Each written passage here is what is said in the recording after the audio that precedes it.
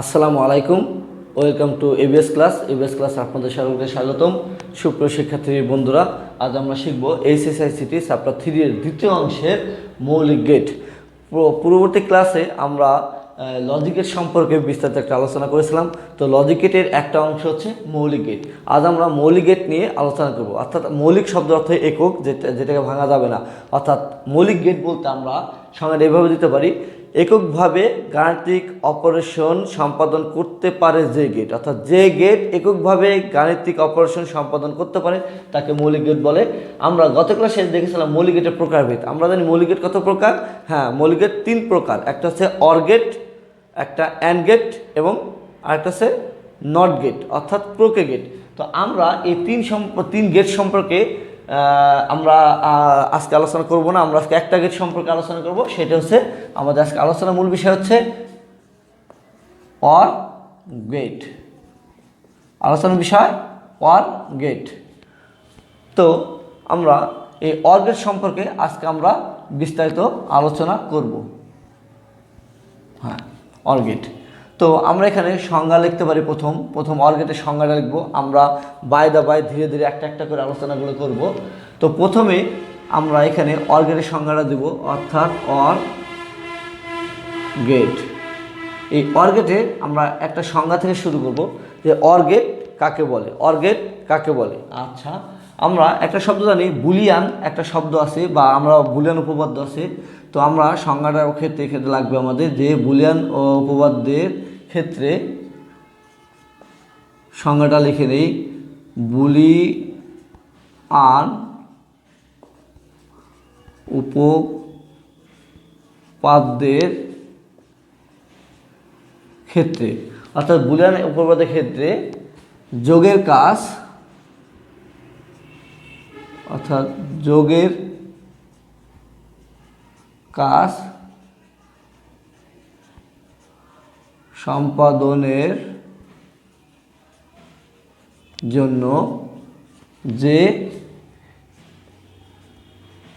Gate ব্যবহার করা হয় তাকে অর গেট বলে, তাকে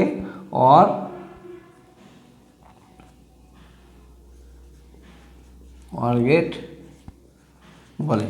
তো শিক্ষার্থী বন্ধুরা, আমরা সংজ্ঞাটা লিখে ফেলি। অর গেট বুলিয়ান উপপাদ্যের ক্ষেত্রে, বুলিয়ান উপপাদ্যের ক্ষেত্রে যোগের কাজ সম্পাদনের জন্য, অর্থাৎ বুলিয়ান উপপাদ্যের সাহায্যে, আমরা সাহায্যে বলতে পারি অথবা ক্ষেত্রে বলতে পারি। অর্থাৎ বুলিয়ান উপপাদ্যের সাহায্যে, আমরা সাহায্যে বলি, জিনিসটা সুন্দর হবে।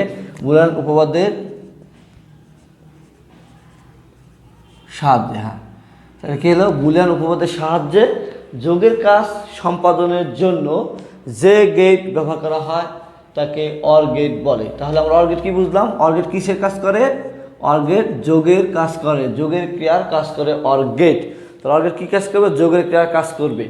তো বুলিয়ান উপপাদ্য আমরা জানি জিরো এবং অন দ্বারা লিখতে হয়। অর্থাৎ বুলিয়ান উপপাদ্যের সাহায্যে, অর্থাৎ জিরো এবং অন দিয়ে, জিরোটা হচ্ছে মিথ্যা, অনটা হচ্ছে সত্য ধরে বুলিয়ান। তো বুলিয়ান উপপাদ্যের সাহায্যে যোগের কাজ সম্পাদনের জন্য যে গেট ব্যবহার করা হয় তাকে অর গেট বলে। তো আমরা এখন এই একটা ধারা এটা সংজ্ঞা নিলাম। এরপর আমরা একটা কাজ করব। এরপর লিখবো বীজগণিত ফাংশনটা কি, এই গেটের বীজগণিত ফাংশন। হ্যাঁ, আমি যে তথ্যগুলো এখন দেবো এগুলো আপনারা প্যারাগ্রাফ আকারে লিখতে পারেন অথবা আমি যেভাবে দেবো সেভাবে লিখতে পারবো, তবে আমাদের বোঝাটা জরুরি। তো এরপরে আমরা দেব বীজগণিত ফাংশন। তো আমরা প্রথম যেমন সংজ্ঞা, এরপরে যেটা আমাদের জানা দরকার সেটা হচ্ছে বীজগণিতীয় ফাংশন, অর্থাৎ বীজগণিতীয় ফাংশন। আমি আপনাদের বোঝার জন্য যাতে সহজে মনে রাখতে পারেন এই আমি একটা লিখবো। তো আপনি একটা প্যারাগ্রাফ আকারেও লিখতে পারেন। বীজগণিতীয় ফাংশন হচ্ছে আমরা x সমান a প্লাস b। যেহেতু এটা যোগের কাজ করবে, যদি দুইটা ইনপুট থাকে তাহলে লিখবো x সমান a প্লাস b, এটাও দিতে পারি। অথবা তিনটে ইনপুটের ক্ষেত্রে আমরা আরেকটা জিনিস লিখতে পারি যে x সমান a plus b plus c, এটাও দিতে পারি। অর্থাৎ এটা 2 ইনপুটের জন্য, এটা হচ্ছে 3 ইনপুটের জন্য। তো এক্স অর্থাৎ দুইটা যোগফলকে আমরা এক্স ধরলাম। তাহলে বীজগণিত ফাংশন কি? এক্স সমান এ প্লাস বি। এরপরে আমরা দেখব এই লজিক সার্কিটটাকে, অর্থাৎ এই সার্কিটটা কেমন হবে। তো আমরা এরপরেটা চলে যাব লজিক সার্কিটে, অর্থাৎ এখন আর আঁকবো লজিক সার্কিট, অর্থাৎ লজিক সার্কিট, অর্থাৎ এই লজিক সার্কিটটা আমরা আঁকবো 2 ইনপুটের জন্য একটা লজিক সার্কিট আঁকবো এবং 3 ইনপুটের জন্য একটা লজিক সার্কিট আমরা আঁকবো। তো লজিক সার্কিট হচ্ছে আমরা এখানে এ এবং বি যদি দুইটা ইনপুট নেই তাহলে লজিক সার্কিটটা হবে এখানে হবে বাঁকা চাঁদের মতো। তো এটা হচ্ছে আমার লজিক সার্কিট, অর্থাৎ এইখানে এ এবং বি দুইটা ইনপুট নেই, আমাদের মূল দেখতে হবে, কারণ পরীক্ষার খাতায় আমরা বা পরীক্ষার প্রশ্নে আমরা অনেক সময় দেখি অর গেট এবং অ্যান্ড গেটে মিশ্রিত করে ফেলছে। তো এই মিশ্রিত না হয় তার জন্য একটা বিষয় হচ্ছে এই যেটা এইখানে বাঁকা থাকবে, এইখানে যেটা বাঁকা থাকবে সেটা দেখে আমাদের মূলত ধরতে হবে। তো এইখানে যেটা বাঁকা সেটা দেখে আমাদের ধরতে হবে, এখানে যেটা বাঁকা আছে তাহলে এটা লিখতে পারি আমরা কি এ প্লাস বি, অর্থাৎ ইনপুট এখানে দুইটা, আউটপুট কয়টা একটা, অর্থাৎ আমরা এই অর গেটের ক্ষেত্রে একটা কথা বলতে পারি, ইনপুট একাধিক থাকলেও আউটপুট হবে একটা। তো আমরা এখন এই 3 ইনপুটের জন্য একটা নিতে পারি, এটা নিলাম 2 ইনপুটের জন্য, আমরা এখন 3 ইনপুটের জন্য একটা নিতে পারি। যদি এ বি সি 3টা ইনপুট হয় তাহলে আমরা এটাকে এভাবে করতে পারি, অর্থাৎ এই যে আমি যে কাজটা যে একটু কাছে নিয়ে আসছি এইভাবে নিলেও হবে বা একসাথে দিলেও হবে। তো এখানে বাঁকা থাকবে, দেখতে হবে এখানে বাঁকা কিনা। তো এটা হচ্ছে আমাদের 3 ইনপুটের জন্য লজিক সার্কিট, তাহলে এটা 2 ইনপুটের জন্য, এটা হচ্ছে 3 ইনপুটের জন্য লজিক সার্কিট। তো আমরা এই লজিক সার্কিটগুলো আরও বিভিন্নভাবে আঁকাইতে পারি। সাপোজ আমি এখানে একটা দেখাই আপনারা এইভাবে আঁকাইতে পারতেন, সাপোজ এ বি 2টা ইনপুট নিলাম, এ থেকে একটা বি থেকে একটা নিলাম, অর্থাৎ এই যেটা করলাম এটা হচ্ছে আমার এটা একটা এই ধরনের আঁকাইতে পারি আমি, এটা হচ্ছে লজিক সার্কিট, অর্থাৎ অর গেটের লজিক সার্কিট। আমরা যখন লজিক সার্কিট আমাদের আঁকাইতে হবে তখন আমরা এইভাবে আঁকাইতে পারি। আবার এ বি সির ক্ষেত্রে আমরা এইভাবে আঁকাইতে পারি যে এ বি সি 3টে ইনপুট নিলাম, এ থেকে একটা বি থেকে একটা সি থেকে একটা গেলো। এখন এই যে আমি যে এখানে কাছে নিয়ে আসছি এটা আনলেও হবে না আনলেও হবে, আপনারা এইভাবে সরাসরি করে দিতে পারেন। তো এইটা হচ্ছে 3 ইনপুটের জন্য লজিক সার্কিট, আমরা এইভাবে করতে পারি। এটা বিভিন্নভাবে করা যায়। আবার সাপোজ এটাকে আমরা এইভাবে করতে পারি, যেমন এ একটা বি একটা, পরীক্ষা বিভিন্নভাবে আসছে। তো এখন এ থেকে নিলাম একটা, বি থেকে নিলাম একটা। তো এরপরে আমরা এইখানে চিত্রটা আঁকাই দিই, অর্থাৎ এইটা হলো এ প্লাস বি, অর্থাৎ এ থেকে একটা গেছে বি থেকে একটা গেছে। তো অনুভাবে এটাও আমি তাই করতে পারি, 3টের ক্ষেত্রে তাই করতে পারি। তো আমরা বীজগণিত ফাংশন শেষ, লজিক সার্কিট আমাদের বুঝতে পারছি। তো এরপরে আমাদের যেটা প্রয়োজন সেটা আমরা শিখব যে শর্ত। এই যে লজিক সার্কিটে আমরা কিছু শর্ত শিখব, যে শর্ত, অর্থাৎ শর্তটা কি? শর্ত এক হচ্ছে এখানে 2টা ইনপুট, আউটপুট কয়টা একটা, এখানে ইনপুট কয়টা 3টা, আউটপুট কয়টা একটা। তো আমি লিখতে পারি যে 2 বা ততোধিক ইনপুট থাকতে পারে কিন্তু আউটপুট হবে একটা, অর্থাৎ এখানে 2 বা ততোধিক ইনপুট থাকলেও আউটপুট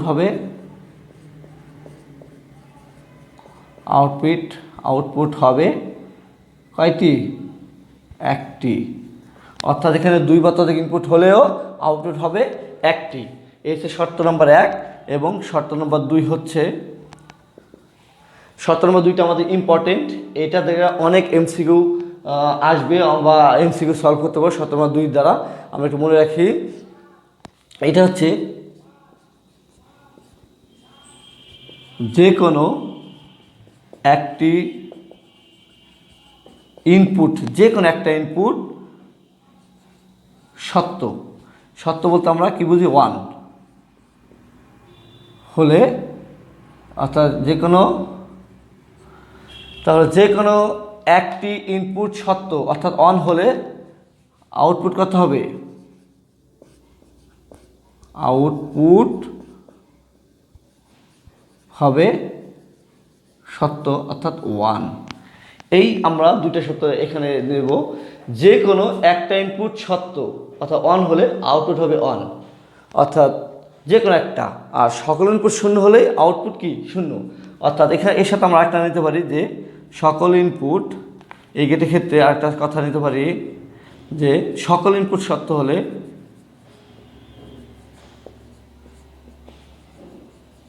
সকল ইনপুট মিথ্যা হলে বা শূন্য হলে আউটপুট কত হবে,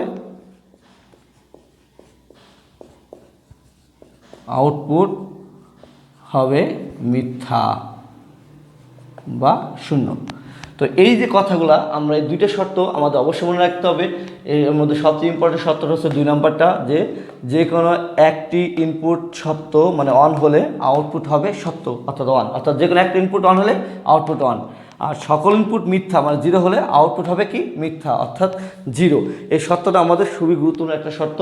তো এই শর্তটা কিভাবে আমাদের প্রয়োগ করতে হবে আমরা এখন সেটা দেখাবো শর্তক সারণীর মাধ্যমে। তো এরপরে আমরা যেটা করব সেটা হচ্ছে আমাদের একটা শর্তক সারণী দরকার, যে শর্তক সারণী, ইংলিশে বলবে ট্রুথ টেবিল। তো আমরা 2 ইনপুটের জন্য একটা শর্তক সারণী দেবো এবং 3 ইনপুটের জন্য একটা শর্তক সারণী দেব।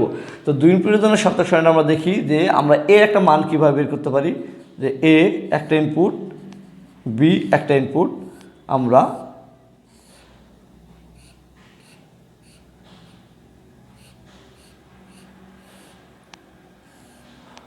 অর্থাৎ এখানে পাবো এ প্লাস বি এর মানটা বের করব। তো এই মানটা বের করতে হলে আমাদের আরেকটা জিনিস দেখতে হবে যে এই মানটা আমরা কিভাবে ধরবো। এখানে 2টি ইনপুট থাকলে ঘর হবে কয়টা, 4টা। আমরা এই সূত্রটা জানি যে এই সূত্র হচ্ছে 2 পাওয়ার n, অর্থাৎ 2 পাওয়ার এখানে ইনপুট কয়টা এ বি 2টা, অর্থাৎ 2 সমান কয়টা 4টা। তো এখানে 4টা ঘর হবে, অর্থাৎ আমরা 4টা ঘর করব। হ্যাঁ, এবং এই ঘরের এ এবং বি সর্বশেষ ইনপুট হচ্ছে বি। এখান থেকে আমরা শুরু করবো যে এ প্রথমটা দেবো 0, তারপরটা 1, তারপরটা 0, তারপরটা 1, এটা একটা নিয়ম। এরপরে বির মান দেবো 2টা 0, 2টা 1। হ্যাঁ, এই নিয়মটা কীভাবে তৈরি হলো আমরা একটু ব্যাখ্যা দেখতে পারি। এই নিয়মটা ধরেন এ এবং বি, আপনাকে এর মান দেওয়া হলো 0 এবং 1 এবং বির মানও দেওয়া হলো 0 এবং 1। তাহলে এই 0 এ এবং বিকে আপনারা কয়টা অবস্থায় ফেলতে পারেন, অর্থাৎ এ এবং বি, যেহেতু এর মান 2টা বির মান 2টা, তাহলে এ এবং বিকে সর্বমোট 4টা অবস্থায় ফেলানো যায়। সেটা হচ্ছে 4টা অবস্থা, যেমন একবার 0-র সাথে 0, আবার 0-র সাথে 1, আবার 1-এর সাথে 0, আবার 1-এর সাথে 1। এইভাবে আমরা 4টা অবস্থায় ফেলাইতে পারি সুশৃঙ্খলভাবে। তো এখন যেহেতু যোগ করব, এই যোগের ক্ষেত্রে আমাদের এই শর্ত 2টা কাজে লাগবে, যে কোনো একটি ইনপুট সত্য হলে আউটপুট হবে সত্য, অর্থাৎ যে কোনো একটি ইনপুট অন হলে আউটপুট হবে অন। সকল ইনপুট শূন্য হলে আউটপুট হবে শূন্য। তাহলে এখানে ইনপুট হচ্ছে 2টা, ইনপুট হচ্ছে এ এবং বি হচ্ছে ইনপুট, আর এ প্লাস বি হচ্ছে কি আউটপুট। এখানে 2টা অংশ, এই প্রথমটা হচ্ছে ইনপুট, পরটা হচ্ছে আউটপুট। এটা হচ্ছে ইনপুট, এটা হচ্ছে আউটপুট। একটা হচ্ছে ইনপুট আর একটা হচ্ছে আউটপুট, ইনপুট এবং এটা হচ্ছে আউটপুট।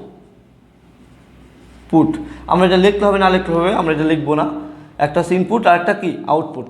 তো এখন আমরা এইটা যেহেতু যোগের ক্রিয়া, তো সেই ক্ষেত্রে আমরা এই শর্ত অবলম্বন করতে পারি যে সকল ইনপুট শূন্য হলে আউটপুট শূন্য। এখানে সকল ইনপুট শূন্য আছে এ প্রথমটা, অর্থাৎ এটা হবে শূন্য। এবং যে কোনো একটা ইনপুট অন হলে কমপক্ষে, এখানে কথা একটা শব্দ আছে কমপক্ষে, যে কোনো একটা ইনপুট অন হলে আউটপুট হবে অন।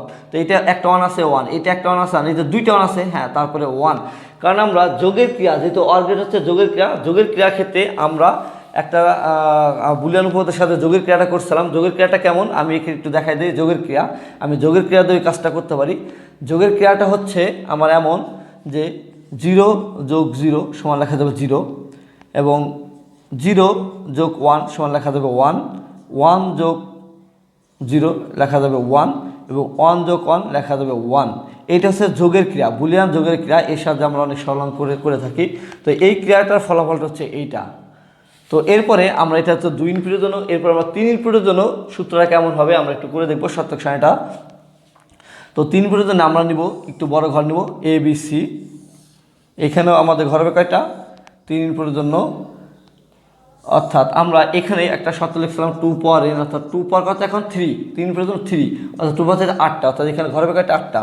আমরা 8টা ঘর করতে পারি। তার আগে আমরা এটা নিয়ে নেই, এ একটা মান নিলাম, বি একটা মান নিলাম, তাহলে এটা এ, সরি এটা বি, এবং আরেকটা মান নিতে হবে সি। মানটা একটু বড় হয়ে গেছে, আরেকটা মান নেব আমরা সি, অর্থাৎ এ বি সি নিলাম। এরপরে 3টা যোগ আসবে, এ যোগ বি যোগ সি। হ্যাঁ, এখন আমরা এখানে 8টা ঘর হবে আমাদের, প্রথম 4টা করব এখানের মধ্যে। তাহলে আমাদের এটা হচ্ছে আজকে আপনাদের জন্য এই বিস্তারিত অর্গানিক ক্লাসটা নেওয়া হচ্ছে। তো এরপরে আমরা মানগুলো বসাবো। কীভাবে বসাবো? সর্বশেষটা থেকে শুরু করবো, যেখানে সর্বশেষ হচ্ছে সি, এ বি সি, সর্বশেষটা হচ্ছে সি। তো এই মান শুরু করবো 0 থেকে, একটা 0 একটা 1, একটা 0 একটা 1, একটা 0 একটা 1, একটা 0 একটা 1। হ্যাঁ, এরপরে দুইটা 0 দুইটা 1, দুইটা 0 দুইটা 1। ঠিক এরপরে কয়টা 0? হ্যাঁ, চারটা 0 চারটা 1। এই হচ্ছে আমাদের বসানোর কৌশল। অর্থাৎ এর মান যদি 0 থাকে, বির মান 0 থাকে, সির মান 0 থাকে, তাহলে সর্বোচ্চ 8 ভাবে ওইটাকে সাজানো যাবে। এখন যোগের ক্ষেত্রে আমরা এই শর্তটা অবলম্বন করতে পারি যে সকল ইনপুট মিথ্যা বা সকল ইনপুট 0 হলে আউটপুট হবে 0। তো এবং যে কোনো একটা ইনপুট অন হলে আউটপুট হবে 1। তাহলে সকল ইনপুট 0 আছে শুধু প্রথমটায়, এবং অন্য কোনোটাই সকল ইনপুট 0 নাই। এখানে এ বি সি হচ্ছে ইনপুট আর এটা হচ্ছে আউটপুট। এখানে একটা 1 আছে, অর্থাৎ যে কোনো একটা 1 থাকলে 1, আবার যে কোনো একটা 1 থাকলে 1, দুইটা 1 থাকলে 1, একটা আছে 1 1, তিনটা 1 থাকলেও 1। তো এই হচ্ছে আমাদের সপ্তক সারণী। তো আমরা এরপরে অর গেটের সম্পর্কে আরও কিছু জানবো, তার আগে আপনি এটা সুন্দরভাবে তুলে নেবেন। তো এরপর আমরা এই সম্পর্কে আমরা সুইচিং সার্কিট যাব, অর গেটের সুইচিং সার্কিট। তো এই যে কথাগুলো এখানে লেখা হলো, এই কথাগুলো আপনার এইভাবে লিখলে হবে, অথবা এই কথাগুলো আপনার প্যারাগ্রাফ আকারে লিখলে হবে। যে এইগুলো না দিয়ে, যেমন এই অপশনগুলো না দিয়ে, এখানে বীজগণিতিক ফাংশন এটা না দিয়ে আপনারা এভাবে লিখতে পারতেন যে বুলিয়ান উপপাদ্যের সাহায্যে যোগের কাজ সম্পাদনের জন্য যে গেট ব্যবহার করা হয় তাকে অর গেট বলে। এই গেটের বীজগণিতিক ফাংশন x সমান a প্লাস বি অথবা x সমান a plus B plus C. এই গেটের লজিক সার্কিট হচ্ছে এ বি, এটা দিতে পারেন। এরপর লিখতে পারেন এই শর্ত না লিখে 2 বা ততোধিক ইনপুট থাকলেও আউটপুট হবে একটি, যে কোনো একটি ইনপুট সত্য হলে আউটপুট হবে সত্য, সকল ইনপুট মিথ্যা হলে আউটপুট হবে মিথ্যা। এবং এরপর দিতে পারেন যে এই গেটের সত্যক সারণী নিচে দেখানো হলো, তারপর আপনারা এটা 2 ইনপুটের জন্য 3 ইনপুটের জন্য লিখে দিয়ে আপনারা এই কাজটা করতে পারতেন। তো এইভাবে লিখলে হবে। এরপরে আমরা এই অর গেটের সুইচিং সার্কিটে চলে যাবে, অর্থাৎ আমি উপর থেকে মুছে দেবো, তারপর আমরা সুইচিং সার্কিটে যে কাজগুলো আছে সেইগুলো লিখবো, সুইচ সার্কিটে লিখবো। তো আমরা এখন মুছতে পারি। কোনটা মুছবো? হ্যাঁ, আমরা উপর থেকে মুছে দিই। তো এরপরে যেটা আসবে আমাদের, এরপর আপনারা নিচে নিচে লিখবেন খাতায় যে সুইচিং সার্কিট। অর গেটে কী করব? Switching circuit. সুইচিং সার্কিটের ক্ষেত্রে আমাদের একটা কথা মনে রাখতে হবে, এখানে 2 বা ততোধিক সুইচ সমান্তরাল থাকবে।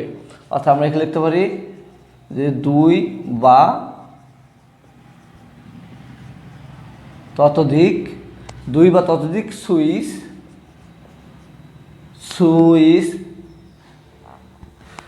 দুইবার। আমরা এখানে সুইচিং সার্কিটটা একটু নিচে থেকে লিখব।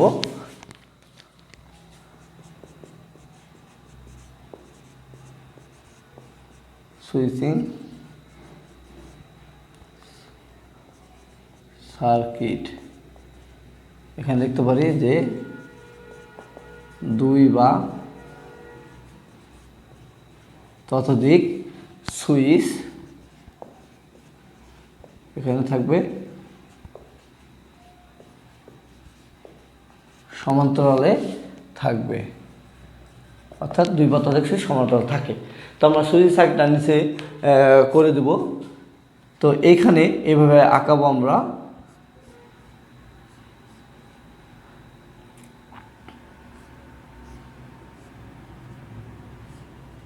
অর্থাৎ এটা হচ্ছে এ এবং এই সুইচটা হচ্ছে বি।